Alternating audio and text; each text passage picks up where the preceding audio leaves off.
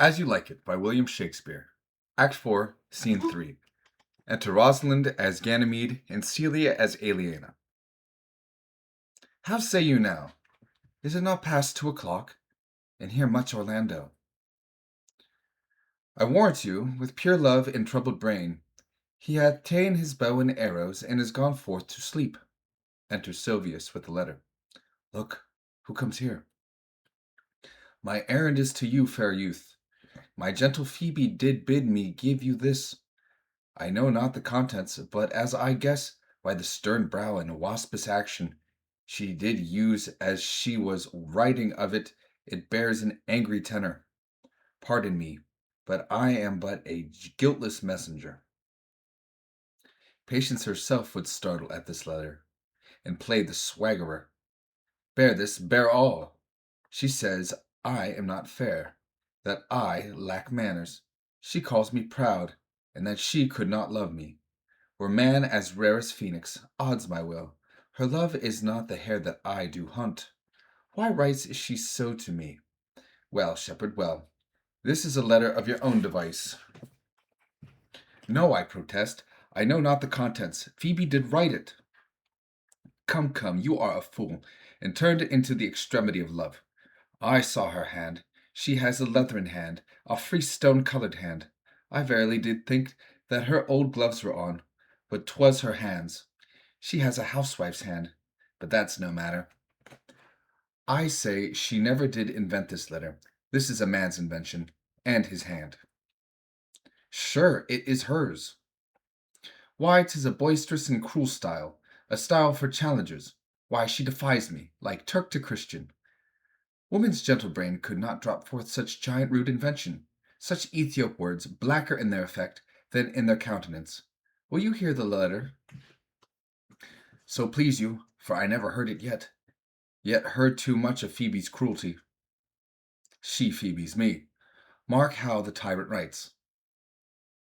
Art thou God to shepherd turned, that a maiden's heart hath burned? Can a woman rail thus? Call you this railing? Why, the Godhead laid apart, warrest thou with a woman's heart. Did you ever hear such railing? Whiles the eye of man did woo me, that could do no vengeance to me, meaning me a beast. If the scorn of your right eyne have power to raise such love in mine, alack in me what strange effect would they work in mild aspect, whiles you chide me I did love.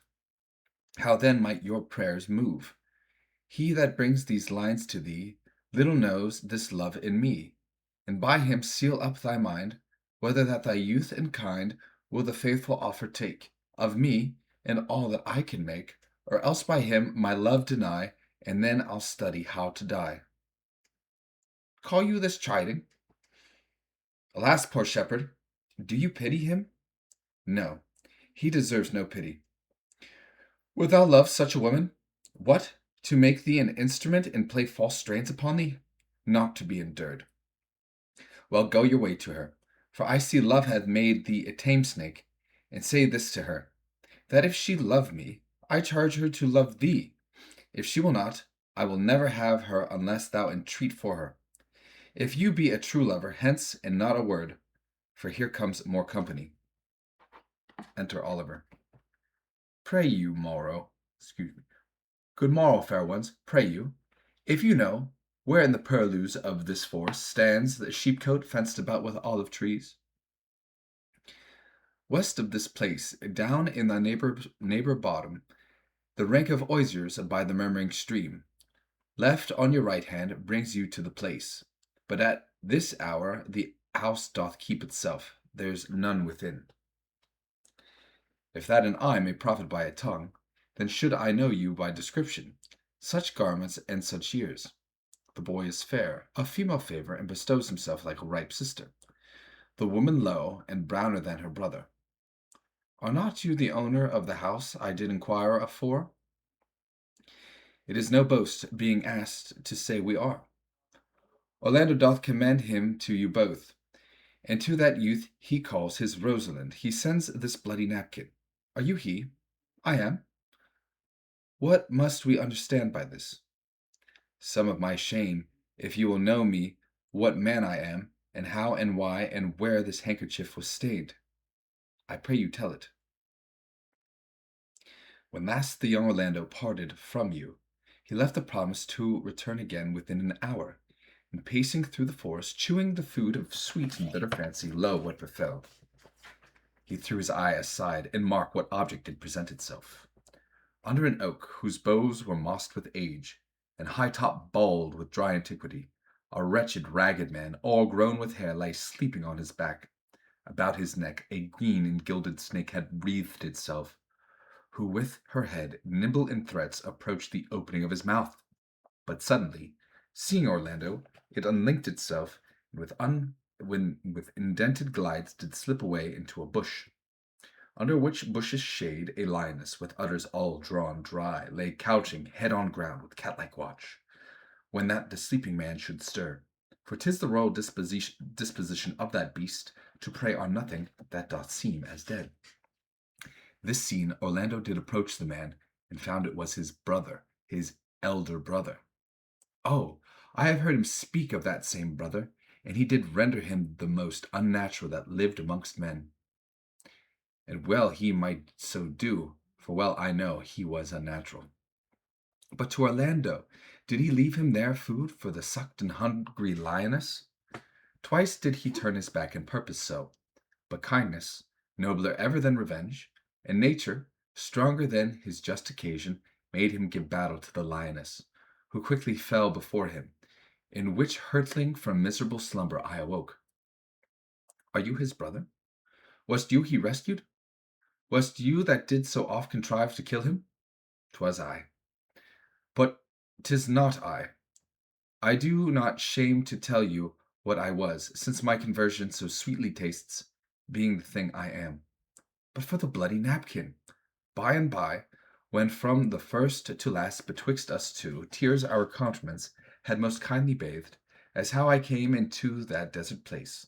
In brief, he led me to the gentle Duke, who gave me fresh array and entertainment, committing me unto my brother's love, who led me instantly unto his cave, there stripped himself, and here, upon his arm, the lioness had torn some flesh away, which all this while had bled. And now he fainted, and cried in fainting upon Rosalind. Brief, I recovered him, bound up his wound, and after some small space, being strong at heart, he sent me hither, stranger as I am, to tell this story, that you might excuse his broken promise, and to give this napkin, dyed in his blood, unto the shepherd youth, that he in sport doth call his Rosalind. Rosalind faints. Why, how now, Ganymede, sweet Ganymede! Many will swoon when they do look on blood.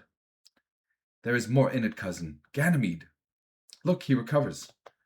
I would I were at home. We'll lead you thither. I pray you, will you take him by the arm? Be of good cheer, youth. You a man, you lack a man's heart. I do so, I confess it. Ah, sirrah, a body would think this was well counterfeited. I pray you tell your brother how well I counterfeited. Hi-ho. This was not counterfeit. There is too great testimony in your complexion that it was a passion in earnest. Counterfeit, I assure you. Well then, take a good heart, and counterfeit to be a man. So I do, but i' faith, I should have been a woman by right. Come, you look paler and paler. Pray you, draw homeward. Good sir, go with us. That will I, for I must bear answer back. How you excuse my brother, Rosalind. I shall devise something, but I pray you commend my counterfeiting to him. Will you go? Excellent.